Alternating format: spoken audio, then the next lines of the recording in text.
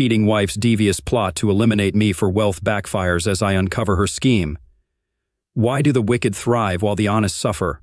It's because most people are generally decent and truthful. We trust others to act the same, leaving us vulnerable to those who deceive without remorse. Gina Giannopoulos, now Gina Giannopoulos McMillan, showed me this hard truth. I'm Alex McMillan, her ex-husband. One day my Lexus had engine trouble. Dominic, who serviced my cars for a decade, called me in for a talk, leading me to a private office at Marshall Motors. "Alex, the engine's fine, just the belt's loose, but there's a problem with the brake line," Dominic said gravely. "It's been tampered with. There's enough fluid for normal stops, but if you needed to brake hard or go down a steep hill, it could have been disastrous." I was stunned. 6 months ago, Gina and I moved into a sleek new house in the suburbs, nestled in quiet woods, but at the bottom of a steep cul-de-sac. If I had driven home, it could have been fatal. "Dominic, keep quiet about this for now. Have you fixed it?" "Not yet." "This is serious. I need to call the police," he replied. "Hold off," I suggested. "Take a photo, document everything, but let's wait. Leave the car in the backyard, and I'll rent one of your old cars for a few days. There are security cameras, right?" Dominic hesitated, then nodded. "Yes, there are. Whoever's behind this will likely try to cover their tracks once they realize I'm alive. I suspect they'll attempt to steal the car from the parking lot soon, so I'm holding off on involving the police until then. Meanwhile, we'll have camera footage to provide them." After leaving the rented blue Corolla in my driveway, I took the day off to contemplate the attempt on my life, likely motivated by money. As president of Apex, a $6.8 billion software company, I suspected it was part of an attack on the company. With Carmelita, our cook and housekeeper, away for the day and the house quiet, I pondered potential culprits and motives. Calling Jeff, head of the security firm Apex employs, I arranged for a discreet audit of our systems and financial records. I provided Jeff with a temporary password for access and instructed my secretary Meredith to facilitate their visit. With preparations in motion, I continued my investigation. Though I didn't expect to find anything significant on our home computer, just out of curiosity, I attempted to access Gina's files, including her email, only to find them password protected. It struck me as odd. What could she be hiding, unless it was something innocent like planning a surprise party? I resolved to inquire about it later. Around 4:30, as I sipped tea in the kitchen, Gina entered and was visibly shocked by my presence. Her reaction was unlike anything I'd seen before. Her mouth dropped, she turned pale, and she leaned heavily against the doorframe. "Alex, why are you here?" Gina asked, startled. I gently reminded her that I lived there. She composed herself and joined me at the table, mentioning my early arrival and the absence of my car outside. In an instant, I considered telling her about the brake line, but settled for mentioning an engine issue and leaving the car at Dominic's. I rented one of their cars, explaining the vehicle in the driveway. Initially, I hesitated to tell her the truth, thinking I didn't want to worry her, but upon reflection, I realized it was more than that. Her shock in seeing me puzzled me deeply, lingering in my thoughts. Gina recovered, suggesting dinner plans and excusing herself to shower. As I heard the water running, I decided to tidy up and change before our evening out. As I approached the almost closed bedroom door, I overheard Gina speaking urgently on the phone. Why would she call while showering? Her conversation, though brief, made me pause. She was talking to Jeff Denham, my security-savvy friend known as Dowell since 8th grade. Gina had picked up my nickname for him, confirming his identity. After she hung up and headed to the bathroom, I waited, pondering the implications. Was there a connection between Gina, Jeff, and the car incident? Despite the whirlwind of thoughts, it all seemed improbable. Gina and I were married for 8 years. I was 46, she was 37, having been married once before at 20, with 2 kids living far away.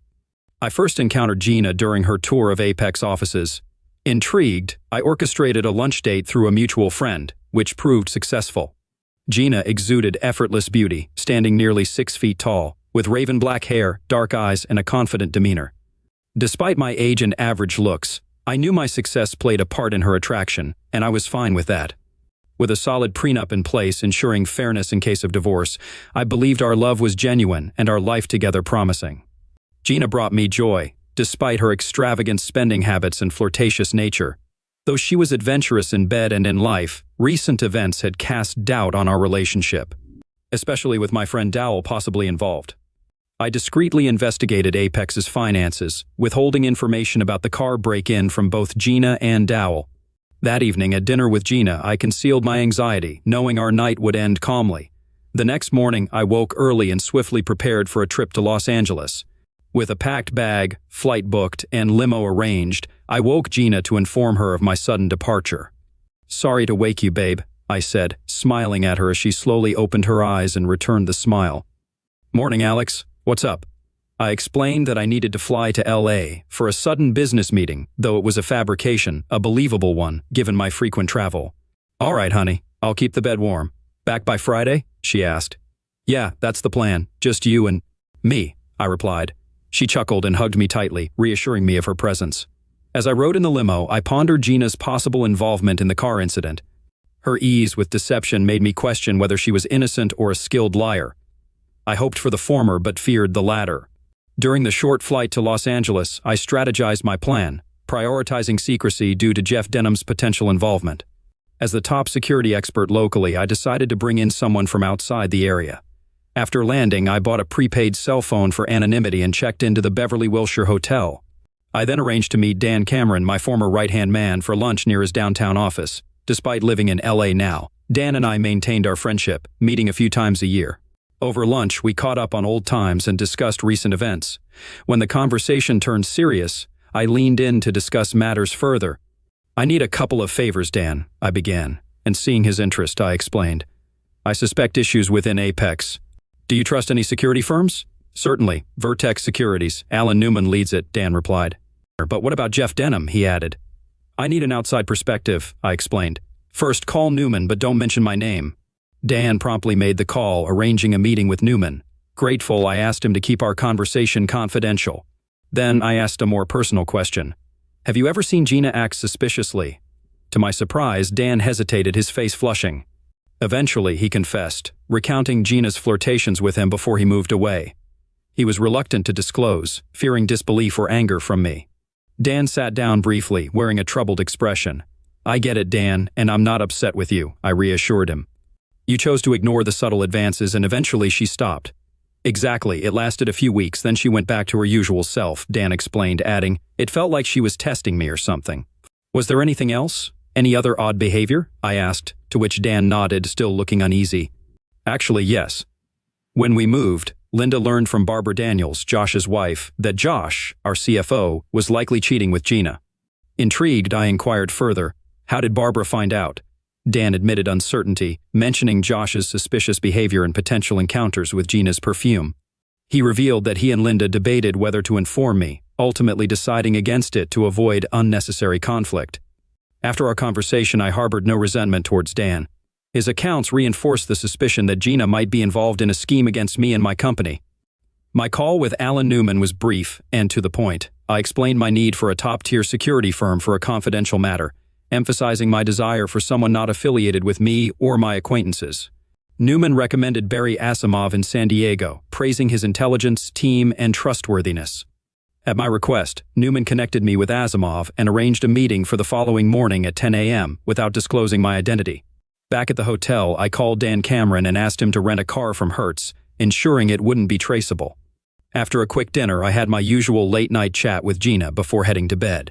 The next morning, disguised in sweatpants, sunglasses, and a baseball cap, I traveled to the Hertz office at the Los Angeles airport.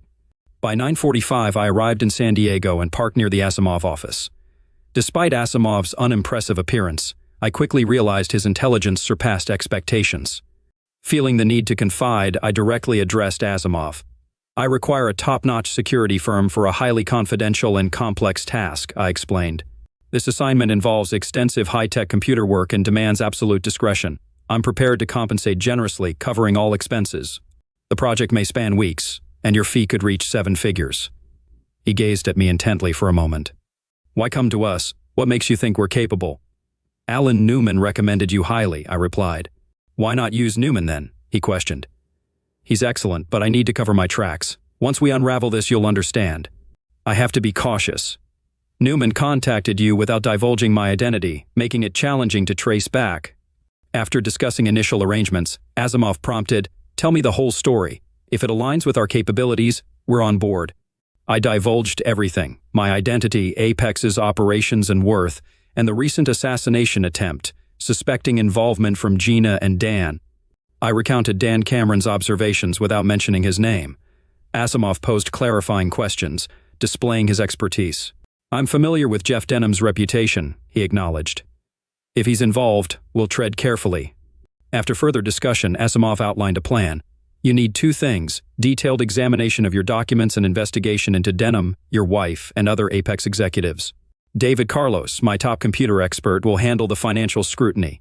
Vera Anderson will lead a surveillance team for the other aspect."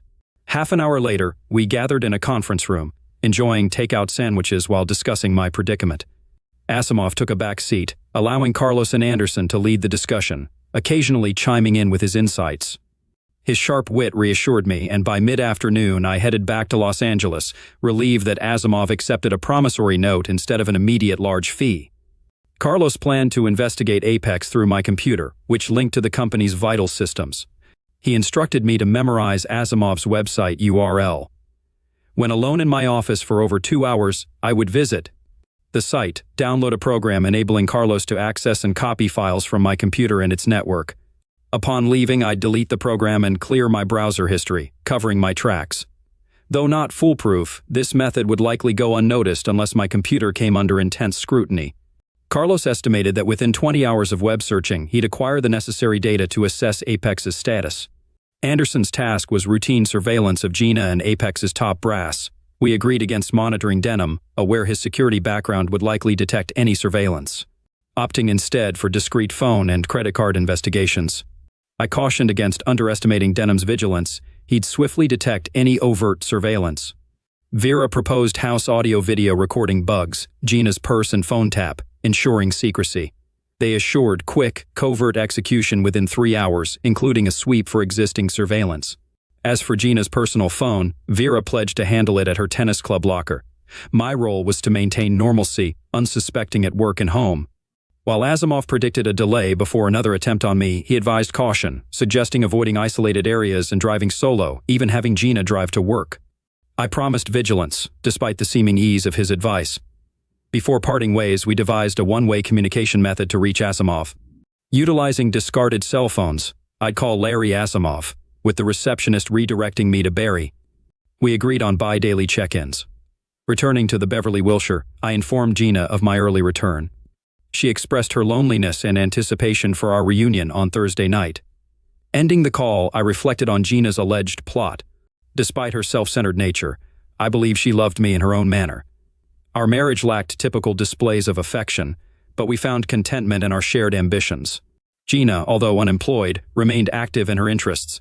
Despite this, the evidence hinted at her involvement in the attempted homicide, driven by greed, a notion that unsettled me. If Dan Cameron's revelations were accurate, Gina might have ties to both Josh Daniels from Apex and my friend Jeff Denham. In essence, if my fears were valid, she embodied a monstrous, heartless figure. If she indeed had relations with Daniels, pursued Dan Cameron, and had links to Denham, it implied her central role in the ordeal. During the flight to San Jose, I pondered the possible outcomes. I believed I could convincingly feign ignorance around Gina for a time, should she be deceiving me. Conversely, if my doubts were unfounded, I'd gladly welcome her love once more. However, if she were implicated in the attempt on my life, I had envisioned how I wanted the situation to unfold, and a part of me anticipated it. Our Thursday night reunion with Gina was notable for a few reasons. Firstly, the closeness was exceptional. Secondly, the evening was ordinary, devoid of any conspicuous behavior that hinted at guilt or apprehension on her part. She conversed as usual, discussing her tennis match and shopping ventures, showing no indication of my suspicions. Upon my arrival at the office on Friday, Denham had already phoned to announce his imminent visit.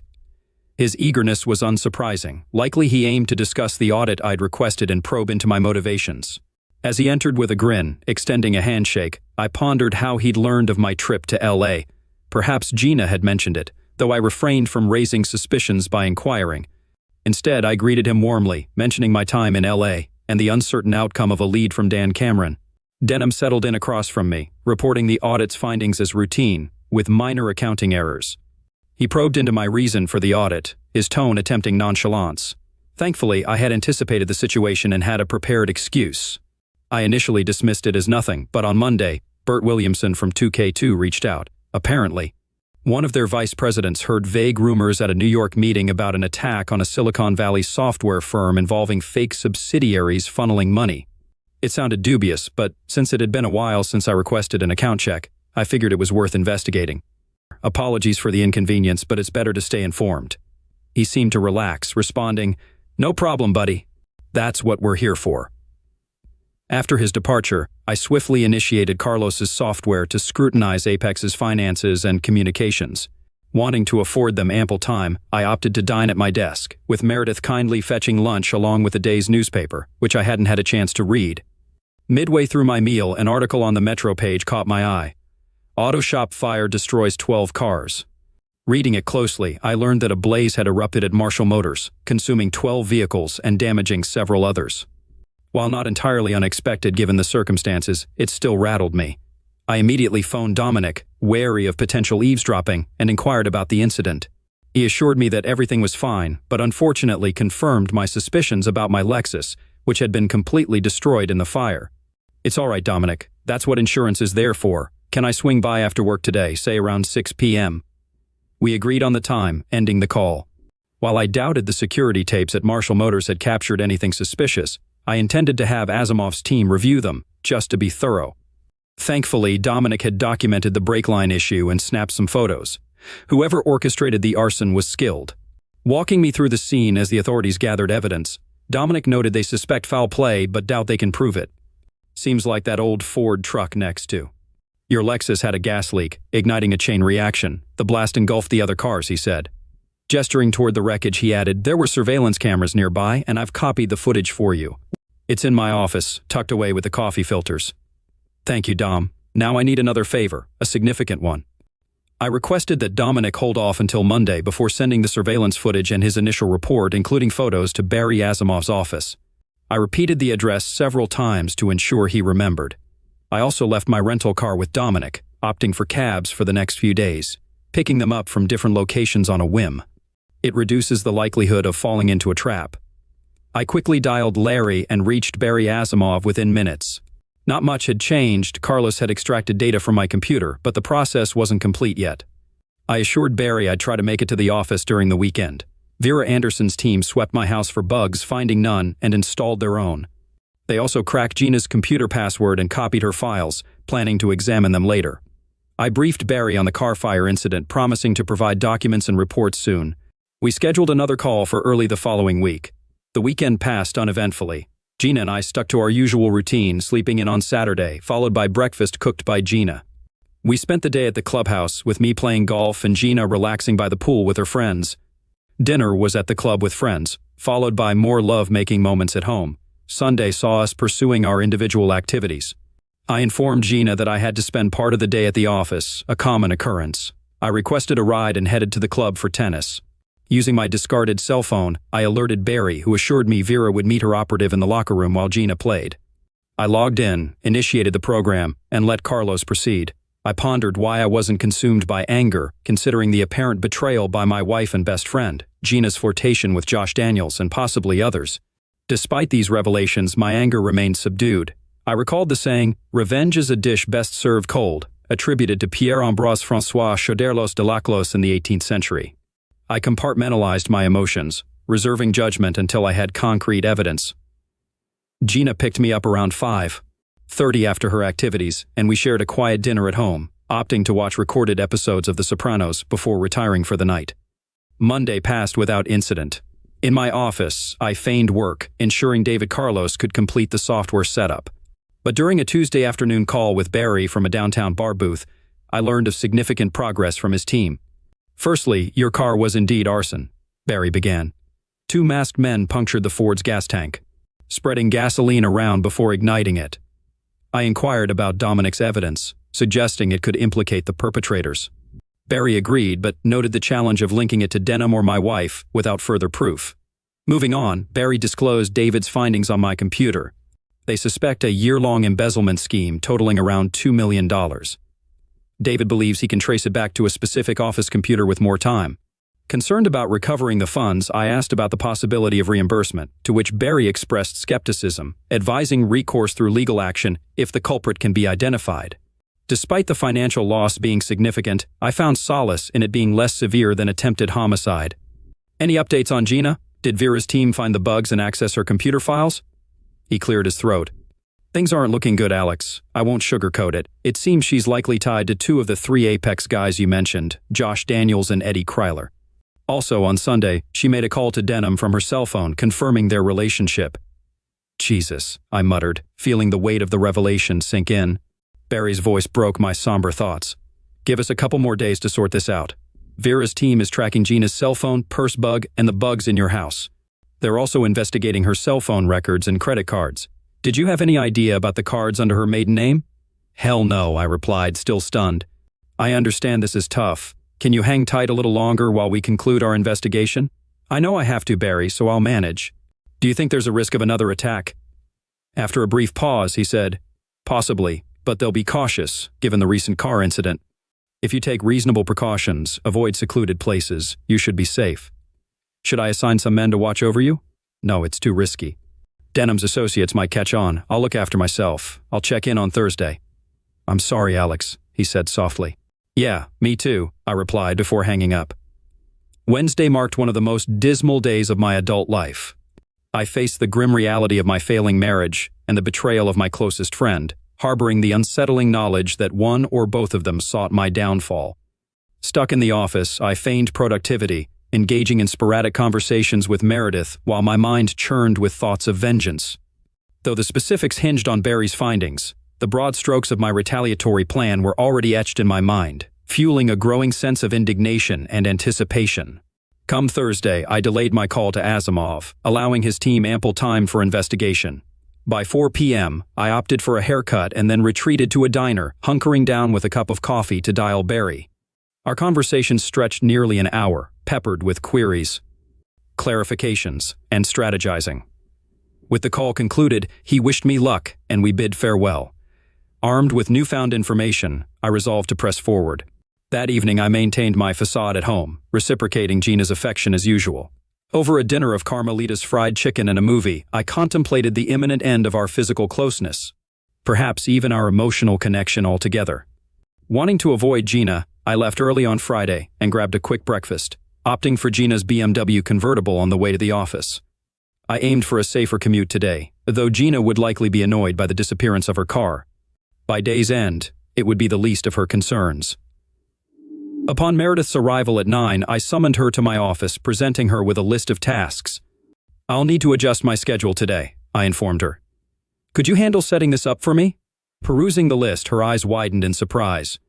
Expecting an explanation, she received only silence from me. Nevertheless, she nodded and pledged to take care of it.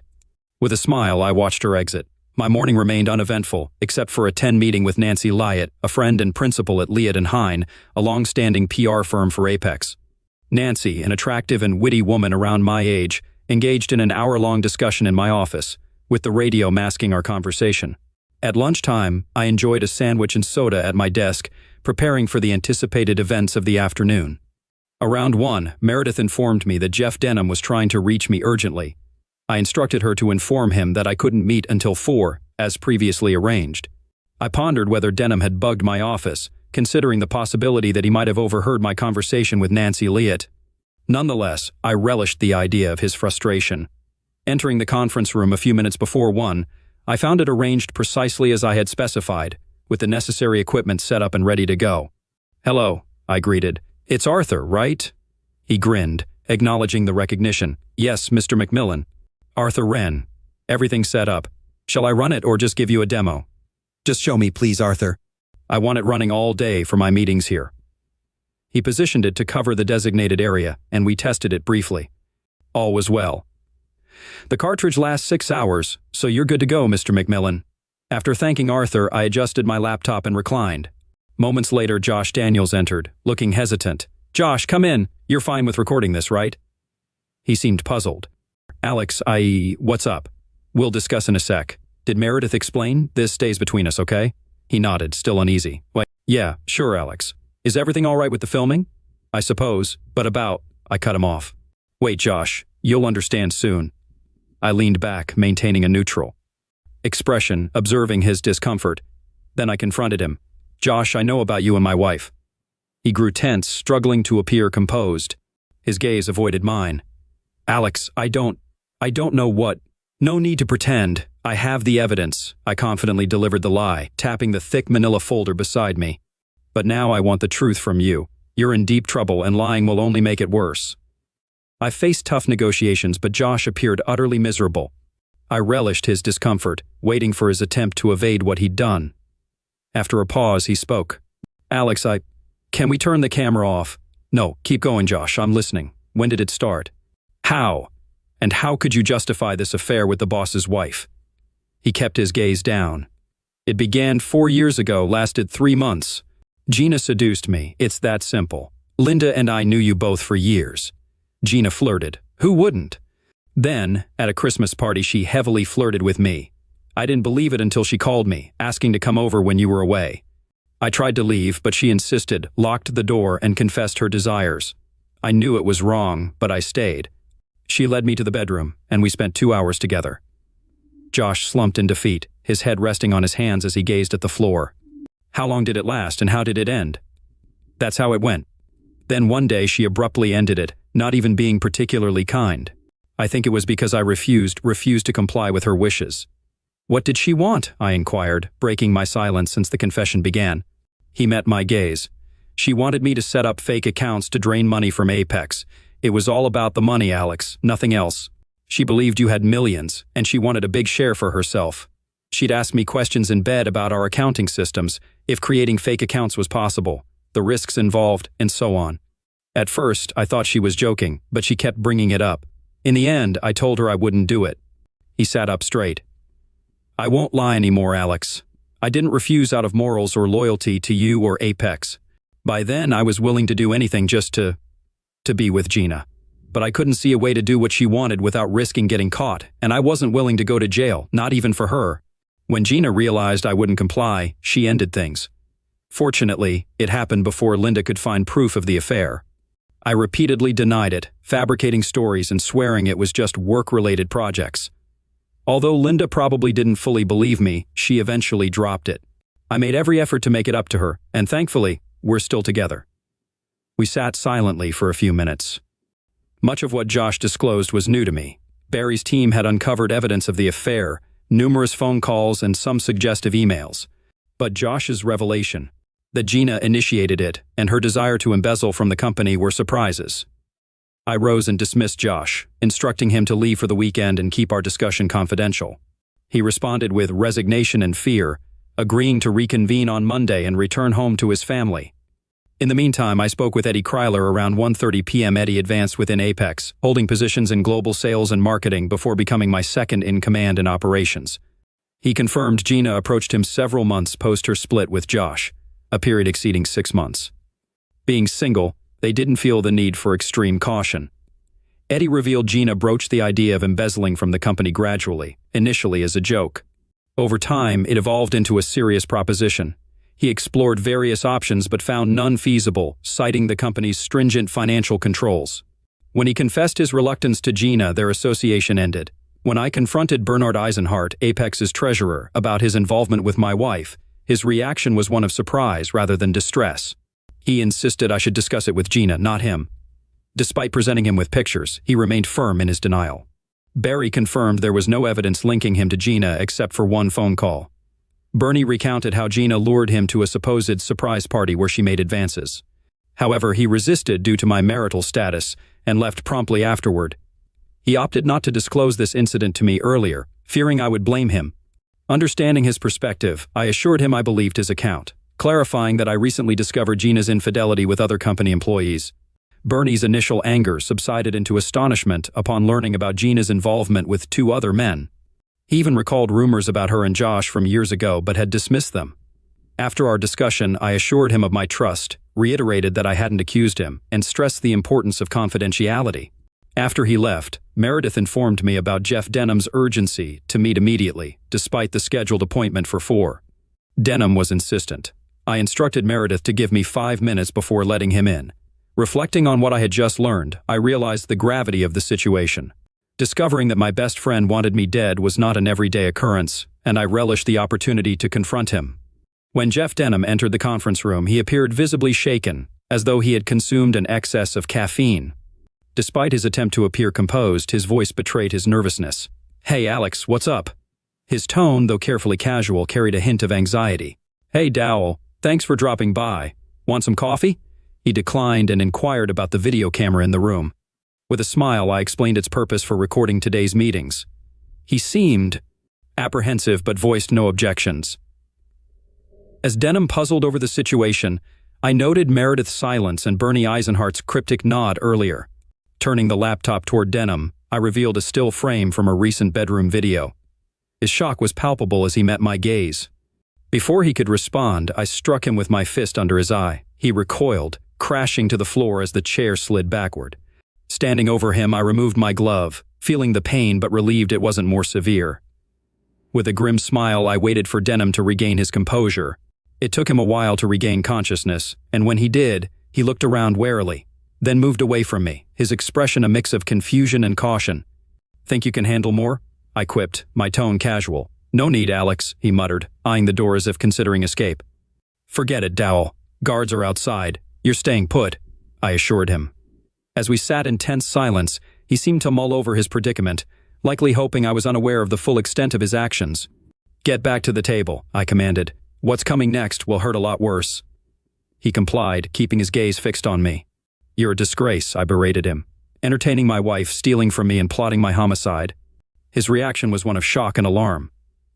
"Gina confessed it all," I lied confidently. "You thought eliminating me would complete the betrayal, didn't you?" "Alex, it's not true," he pleaded desperately. "I admit to the affair with Gina, no denying that now, but the idea to steal and eliminate was all hers. I tried to talk her out of it, but eventually went along. She initiated everything." He confessed after some silence, detailing how Gina persuaded him into the affair and then suggested stealing money from me. Unlike others involved, Denham complied, embezzling $1.8 million over 7 months. But Gina wanted more, claiming my wealth justified it. Denham spoke openly now, expressing remorse for his actions. She wanted more, said $1 million or $2 million wasn't enough. It wasn't fair. I closed the account and covered my tracks. A month later, she talked about eliminating you, wanting us to be together and enjoy your money. She persisted every time we met, painting a vivid picture of our future once you were gone. "And you believed her?" He sighed heavily. "I was a fool, Alex. I convinced myself she loved me. I held on, but she started hinting that if I didn't comply, we might not be together. After weeks of this, I felt trapped. Gina is a cold-blooded monster.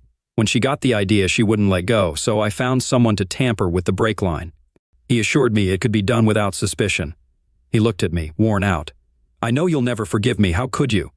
But I can't believe I did it. It's like I was someone else, like Gina had control over me. I followed her instructions like a puppet. I didn't need to ask if." He'd try again, the answer was clear from the video Asimov had sent me. His voice strained, he admitted, "She wanted to. I persuaded him to wait, but she persisted." He broke down, confessing everything, including the offshore accounts where he stashed the money, except for the $60,000 Gina had already spent. Around 4:30, I handed him over to the guards. Then I returned to the conference room, awaiting Gina's arrival at 5. Each revelation sank in deeper. My wife wasn't just betraying me and stealing, she aimed to ruin me. How could I have been so blind to her true nature after 8 years together? Gina sauntered into the conference room, fashionably late as usual, appearing glamorous yet slightly irked. "Sweetheart, what's with all this? Meredith practically ordered me here, but she hasn't spilled a thing. Is there some company drama? And why did you leave me stranded without a car this morning?" Observing her closely, I detected her faux annoyance masking genuine concern. Likely, she and Denham had been frantically communicating today, trying to decipher the situation. "Darling, please sit down. This isn't easy for me," I feigned emotional struggle, silently relishing every moment. After a pregnant pause during which Gina's knee trembled nervously, I addressed her. "Gina, I know about your infidelity. How could you betray me like this? I believed you loved me." She tried to compose herself, but her eyes widened, and she tensed swiftly. A mix of sadness and empathy flashed across her face, impressive, but expected. "Sweetie, I'm so sorry. I never meant to hurt you. It's just, you were often away, and I—" She broke off, tears welling up. Convincing. I might have softened if I weren't privy to the truth. Still crying, she reached for my hand. Alex, can you forgive me? I can't bear to lose you. I don't know, Gina. I just don't know. Then, after a pause, tell me everything, when it started, how it unfolded, and why. Above all, why? Why did you do it? Oh, darling, please, let's not delve into it. We can overcome this, I promise. Or I'll make it right. No, Gina, I replied, feigning a strained voice. If we're to move forward, you must be honest with me. Now, when did it begin? How long did it continue? I had her dangling by a thread, relishing the control. She was unsure which lover I knew about. By framing her affair in the past tense, I left her guessing, potentially confessing to a tryst I might not even know about. Reluctantly, she started. As I said, Alex, you were off and away and I felt neglected. I know it's unfair. You've worked tirelessly, built a successful company for us both, but I succumbed to his advances, I suppose, and then I chuckled inwardly. A valiant effort, Gina, but you're not off the hook yet. When was this, Gina? I need specifics. Abruptly, she rose, attempting to embrace me with tear-filled eyes. Alex, I'm so sorry. Holding her at arm's length, I pressed. When was it? I watched her mental calculations flicker in her eyes. She sighed, settling into the chair beside me. A little over 4 years ago. It was Josh Daniels, she admitted. I smirked to myself. Nice try, Gina. Too bad you don't know there's no right choice. Irritation peeked through her facade of sadness as she realized she had no alternative. It had lasted for months. I don't know why, Alex, I lost control. Eventually, I ended it with Josh. It was tearing me apart. I sobbed throughout, and Josh, I cut her off with a shout. You were unfaithful with Josh, too. The panic in her widened eyes was palpable as she pleaded. I don't understand, baby. Eddie Kryler wasn't the only one, I accused. You slept with 2 of my employees. What were you thinking? She tried to interject, but my agitation wouldn't allow it. How do we fix this? How can I trust you again? Everyone at Apex must be laughing behind my back. The boss's wife takes care of the employees. Who else have you been involved with? The janitor? No, baby, just 2, she swore. How can I believe that? I demanded. You've been involved with everyone I know, Dan Cameron, Archie, Peter, Dowell. How can I trust you? Seeing her chance, she rose and took my hands. Alex, it was only those 2 years ago. I've been faithful since, and will be forever. Silence filled the room. I stared at her, masking the anger with sadness. Okay, Gina, I said slowly. So you cheated, but then decided to be faithful again, right? Her eyes held a glimmer of hope. Yes, baby, she said softly. Well, there's one more thing, I said, pushing the laptop toward her. Can you tell me what? With a keystroke, the video played, Jeff's head between Gina's thighs. Her pleasure-filled cries filled the room. Oh yes, Dowell, do it, she moaned. Gina surprised me. She didn't recoil from the laptop like it was a snake, no attempt to flee, no shriek, just a quick, oh, choked out almost immediately. Then, after a pause, she shut the laptop and turned to me, her face transformed from shock to anger, eyes gleaming and mouth twisted into a strained grin. Okay, Alex, you caught me. Congratulations. What do you want me to admit? Yes, I had fun with Dowell, and he was better than you could ever be. Really, Gina, is that why you tried to ruin me? My question rattled her. She froze, staring at me before managing a weak, what? I have no clue what you're talking about. Is that so? I murmured. I opened the laptop, tapped a few keys, and showed her the screen. Our kitchen appeared with Gina and Denham in bathrobes at the table. Gina spoke. I don't have Dowell. If the car didn't crash, we'll try again. We need to destroy it differently. Can't we poison it? I silenced the computer and grinned at Gina. I wish I had that video, darling. It'll be tough for you to deny in court. I stared into her cold eyes, seeing her frantic attempts to escape. She abandoned any pretense of remorse or affection. Finally, her voice dripped with contempt. You won't dare go to the police, Alex. You'd be a laughingstock, so would Apex, the head of $1 billion company, his wife entertaining the employees. You'd be a worldwide joke. Gina sat there, smug and contemptuous. I dialed Meredith and requested Nancy Lyatt. When she entered, she regarded my wife with disdain. Nancy, my dear wife believes it would be detrimental to arrest her for grand larceny and attempted homicide. Care to share what you told me this morning? Nancy grinned widely. Absolutely, Alex. This saga of Gina and Denham's wicked scheme will dominate the headlines. It has all the elements: money, infidelity, attempted homicide, a stunning woman, betrayal. It'll surpass Paris Hilton and Anna Nicole Smith. Gina will be the scandal of the month, and Apex will gain unprecedented publicity worth more than $500 million in ads. You'll be on Larry King, The Today Show, everywhere. A virtuous businessman deceived by a conniving woman and her puppet. After the trial, Apex will shine in Business Week, Wall Street Journal. You'll earn Entrepreneur of the Year. The company could gain $100 million in business. You'll receive thousands of letters from women vying to be the next Mrs. McMillan. It's a boon for Apex for you. Gina might not find it amusing now, but you're about to enrich a wealthy man even more. As his PR representative, I couldn't concoct anything better. With a wink, Nancy exited. Gina relaxed in her chair, her smile deep and sardonic.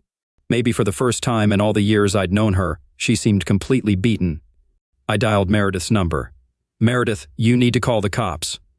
The following 14 months might have somewhat balanced out what had happened earlier. Or maybe not, it's tough to gauge, but they certainly had their share of drama. The police slapped Gina and Denham with charges including attempted homicide, conspiracy to commit homicide, fraud, conspiracy to commit fraud, grand larceny, and a handful of other offenses. Apex's legal team promptly launched a civil case to reclaim the embezzled funds, which we knew the location of thanks to Denham's confession. And naturally, I promptly initiated divorce proceedings on grounds of infidelity. Thankfully, due to the legal actions, all of Denham's and Gina's accounts linked to mine were frozen. By the time they were out on bail, they couldn't afford high-priced attorneys and had to settle for public defenders for a while. Not a pleasant experience. I ousted Gina from the house and easily obtained a restraining order from the court. The video of her and Denham discussing a second attempt on my life was quite convincing. She persuaded Susan, one of her tennis pals, to put her up in Susan's guest house temporarily. Gina made no effort to reach out to me, not that I anticipated or desired it. She must have realized there was nothing she could say to alter the situation. The Monday following Gina's moment of truth, I summoned Josh and Eddie and let them go. Neither seemed particularly shocked. Eddie just requested that if a potential employer contacted me for a reference, I'd vouch for his solid work at Apex. I readily agreed. Josh attempted to strike a bargain. "Help me land a decent job and I'll testify against Gina in her trial," he proposed. I chuckled and showed him the door. I reminded him that I already had his admission of infidelity and her attempt to coerce him into theft on tape. If he refused to testify, the prosecutors would simply subpoena him. I've appointed Bernie Eisenhardt as Josh's CFO, confident he'll excel. I've tasked him with interviewing candidates for his own replacement as treasurer and for Eddie's role. About 7 months later, Gina and Denham's trial commenced, and it was quite the spectacle, spanning nearly 3 weeks. I attended court sessions intermittently, not feeling compelled to be there every day. Predictably, they couldn't refute their actions, each defense attorney striving to paint the other as the primary culprit. Gina's allure and courtroom demeanor worked wonders on the male jurors. However, the damning video clearly depicted her urging Denham to orchestrate another attempt on my life. Not even Gina could overcome that evidence. They were both convicted on roughly 8 charges, including the primary ones.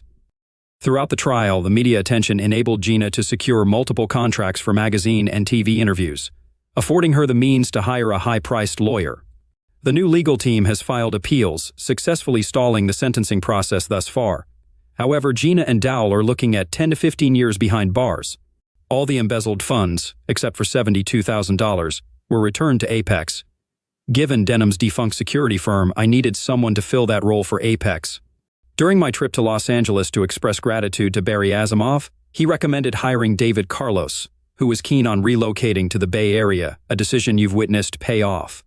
I believe you'll be pleased with offering him a contract, especially with you as his main client, fostering growth for his business. So I extended a job offer to Carlos, and things seem to be progressing smoothly thus far. While visiting Asimov's office, he surprised me with another video unrelated to the threat from Gina and Denham. "Come to the screening room, Alex. I have something you might find interesting." To my astonishment and amusement, the footage revealed Gina in bed with Charlie Patton, my attorney. Despite being nearly 60 and seemingly not providing Gina much satisfaction, she had seduced him a couple of months earlier and enlisted him to find loopholes in our prenup. Unsurprisingly, given Charlie's legal prowess, he had drafted the prenup himself. He hadn't made much headway nonetheless. It didn't deter him from seizing any opportunity Gina presented. I took particular pleasure in publicly accusing Charlie of unethical conduct, raising as much noise as possible. The California Board of Legal Ethics had no option but to disbar him. Furthermore, I sued him and managed to retrieve around $240,000 from his savings, which I then donated to charity. All of this brought me immense satisfaction. Regarding Apex and myself, everything unfolded precisely as Nancy Lyott had anticipated. Initially, there was a surge of media coverage on cable news channels and in tabloids. I made appearances on CNN, featured in Fortune magazine's cover story, graced the front page of the National Enquirer, and appeared in various other outlets. Nancy had to hire 3 additional staff members to manage the increased workload. We convened almost daily to strategize and assess which interviews and opportunities were worth pursuing. In the first half year following the article's publication, Apex's business expanded by nearly 20%. Nancy's prediction about receiving letters from women also proved accurate. We amassed over 8,000 letters, with more pouring in consistently. After reviewing the initial few hundred, some accompanied by suggestive or explicit photos, I delegated the task of responding to them to one of my interns. It's quite possible this guy has a more active romantic life than I do. Additionally, local divorcees and single women reached out. I received propositions from more women than I ever imagined existed. Yet, to my surprise, I discovered I wasn't particularly intrigued. Gina brought me immense carnal satisfaction until our relationship unraveled. I went on dates with 4 women I found attractive, but soon realized that a promiscuous lifestyle wasn't for me. After collaborating closely with Nancy for a few weeks, I realized she was the one I wanted to pursue romantically. We've been dating for nearly a year now, with neither of us feeling rushed to tie the knot, although it may happen eventually. On my recent birthday, Nancy surprised me with a special gift. We spent Saturday night at her place, watching an old Humphrey Bogart movie before indulging in closeness. On Sunday morning, she let me sleep in while she prepared breakfast, which she then brought to the bedroom on a large tray. When I woke up, I found her standing there in her robe, holding breakfast. After we ate, she teased, "Is your present ready?" I'm actually wearing it under my robe. Curiously, I raised my eyebrows, but she only grinned mischievously. "Ready?" she asked, unveiling a white t-shirt adorned with a scanned image of a smiling Gina, likely taken from a photo Nancy found at my home. Beneath the image, in bold letters, it read, "I survived a monster." I couldn't help but burst into laughter. Then I pulled her close, saying, "Come here, you.